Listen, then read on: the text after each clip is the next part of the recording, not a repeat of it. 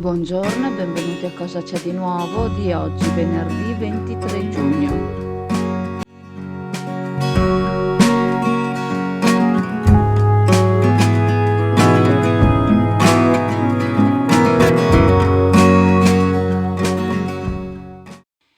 Ci sono giunte segnalazioni sulla presenza di una notevole quantità di zanzare ai giardini di Viale Umbria.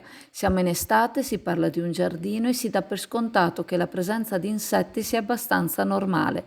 Si sa che in alcuni habitat e in alcune condizioni climatiche gli insetti si riproducono con più facilità e la presenza di insetti in estate in un giardino è abbastanza normale. Ai giardini nei pressi della Vasca dei Pesci si è creata una situazione particolare che probabilmente favorisce lo sviluppo delle larve, zanzare incluse.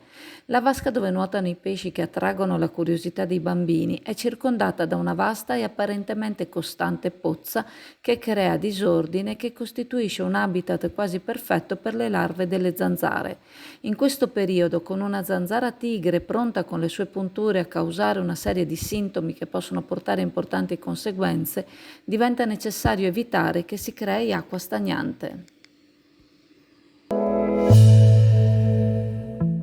L'agenzia Venice Waterlink, in collaborazione con la Raffaello Navigazione, in aprile e in maggio vi accompagnano da Sottomarina a Venezia il sabato, la domenica e i festivi e alle isole Burano, Murano e Torcello la domenica. Per maggiori informazioni telefonare allo 041 8626 373 per prenotazioni online sul sito venicewaterlink.com.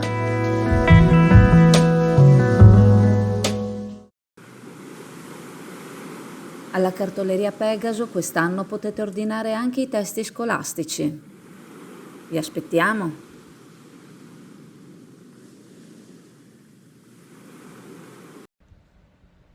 Nuova protesta dei detenuti presso la casa circondariale di Venezia durante la scorsa notte. Un detenuto ubriaco ha dato il via a vivaci proteste coinvolgendo altri detenuti. La situazione ha messo ulteriormente alla prova il personale di polizia penitenziaria che con professionalità ha contenuto e sedato la protesta. Questo episodio si aggiunge ai recenti suicidi, tentativi di evasione e aggressioni al personale, rendendo la situazione insostenibile. Chi dovrebbe intervenire, a cominciare dal ministro, sembra disinteressarsi al problema, mentre all'interno delle mura veneziane si verificano quotidianamente episodi terribili. La politica sembra occuparsi di altro, ricordandosi del personale carcerario solo in periodo elettorale. Non si comprende che il personale svolge un lavoro di sicurezza e che i problemi della prigione sono sia politici che sociali e coinvolgono l'intera comunità. Si tratta di un comunicato stampa della FIPI-CGIL. Befed, il pub di successo tutto italiano, dove trovi l'inimitabile galletto da mangiare con le mani, accompagnandolo con la tipica birra artigianale. Il galletto è sano, genuino ed eccellente, garantito da filiera controllata Valle Spluga e la birra artigianale nasce dall'esperienza di maestri birrai Befed. Befed, presso il parco commerciale Clodì per giovani e famiglie, un posto dove puoi sentirti come a casa tua. A Sottomarina, in Viale Mediterraneo, è stata aperta una nuova attività commerciale, uno dei mobilifici di una catena estesa nel territorio che a Chioggia prende una dimensione diversa. Il progetto che i 3 giovani che hanno preso in carico l'attività hanno raccontato a Chioggia Azzurra è ambizioso, ma coerente con le esigenze che ha l'attuale clientela quando vuol dare vita alla propria casa dei sogni. Si tratta di Confo City e ieri ha visto l'inaugurazione per la quale è passato anche il vice sindaco Daniele Tiozzo Brasiola, il quale ha aggiunto: fa sempre molto piacere vedere imprenditori credere ed investire sul nostro territorio. Una nuova apertura è sempre di stimolo all'intero settore e crea opportunità per i nostri giovani, oltre a riqualificare la zona in cui si investe. Auguro molti anni di soddisfazioni.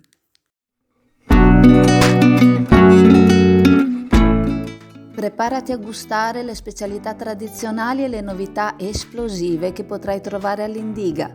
Gelato artigianale anche per l'asporto, per gustarlo in compagnia dove vuoi tu.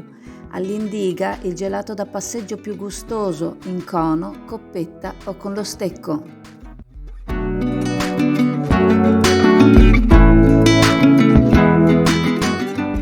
che oggi azzurra si addensano le ombre di un'escalation nucleare in Ucraina in queste ore, mentre la diplomazia internazionale intensifica gli sforzi per una soluzione, sforzi che ricordano i tentativi dell'ambasciatore polacco a Berlino nel 1939. Le dichiarazioni sia di Biden che di Putin si sovrappongono sul possibile impiego delle armi nucleari tattiche concretamente dispiegate in Bielorussia. Decisione che, quando è stata comunicata qualche settimana fa da Putin al presidente Lukashenko in un incontro drammatico al Cremlino, ne ha causato il ricovero d'urgenza in ospedale a Mosca.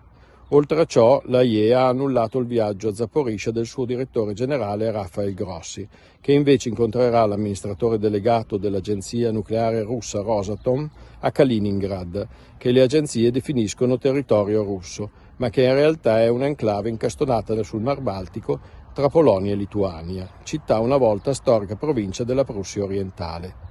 Ed è tra queste viette, su questi ponti, dove ancora si intravede nelle giornate nebbiose il fantasma del suo più famoso cittadino Immanuel Kant, il cinese di Königsburg, come lo definiva Nietzsche, che quello che resta del sistema di oligarchi russi cercherà, con il massimo custode del fuoco nucleare internazionale, di trovare una via d'uscita che si fa di ora in ora più impervia.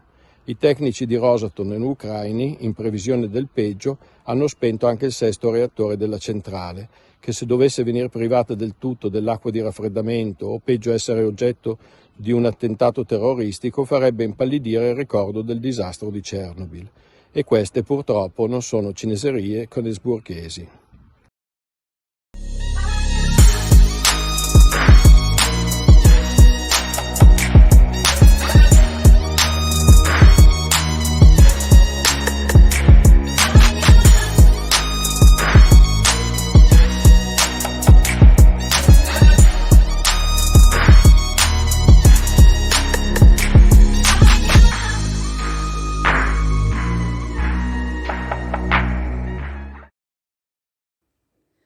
Presso il Consiglio regionale del Veneto è stata presentata l'edizione 2023 del Deer Day, nell'ambito di una visione moderna dell'agricoltura basata sulla sostenibilità e sull'innovazione. L'evento, organizzato dall'azienda Sergio Bassan con il sostegno di John Deere e il patrocinio di Coldiretti, si terrà il 15 luglio presso l'azienda Genagricola a Cacorniani nel comune di Caorle.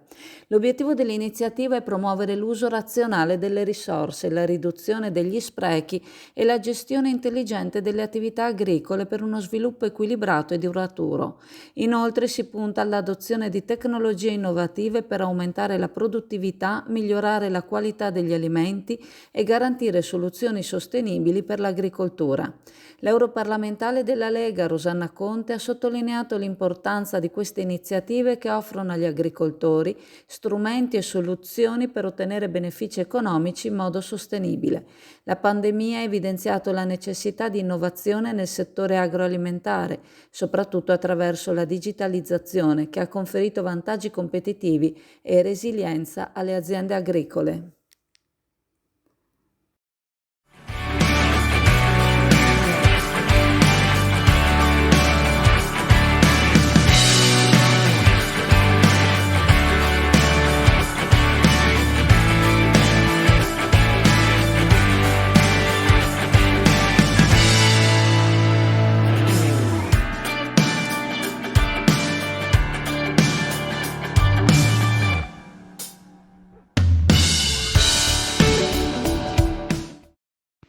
Ricordandovi che la farmacia di turno oggi, venerdì 23 giugno, è la San Marco in via Marco Polo a Sottomarina. Vi saluto, vi ringrazio e se volete ci vediamo in negozio alla cartoleria Pegaso a Borgo San Giovanni. Ciao a tutti!